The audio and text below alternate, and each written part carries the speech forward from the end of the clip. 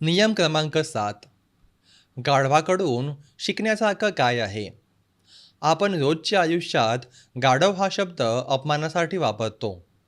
एखादा माणूस समजत नाही, आळशी आहे किंवा मूर्खपणा करतो असं वाटलं की आपण लगेच म्हणतो, अगदी गाढवासारखा आहे. पण आचार्य चाणक्य याचं गाढवाकडून आपल्याला आयुष्याचा मोठा धडा देतात. गाढवाचं आयुष्य पहा. ते रोज जड ओझे वाहतं. ऊन असो, पाऊस असो, थंडी असो, ते काम थांबवत नाही. शरीर थकलं असलं तरी पण ते तक्रार करत नाही.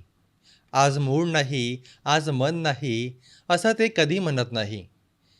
खरी हिंमत म्हणजे परिस्थितीवरून स्वीकारून त्यातही अर्थ आणि आनंद शोधणं. गाढव आनंद शोधतं, कारण ते आपल्या कामाशी झुंजत नाही, ते काम स्वीकारतं. आपण सगळे कधी ना कधी ओझं वाहत असतो.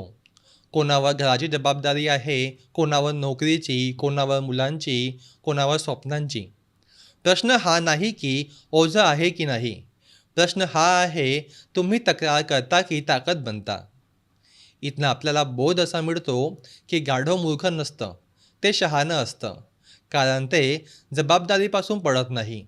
चाणक्य म्हणतात, जर तुम्ही तक्रार न करता कामं केलात, परिस्थितीला दोष न देता स्वतःला सुधारत गेलात, तर एक दिवस तुमचं ओझं तुमचं सामर्थ्य बनेल. याचा पुढचा नियम आपण पुढच्या व्हिडिओमध्ये बघूया. तोपर्यंत धन्यवाद.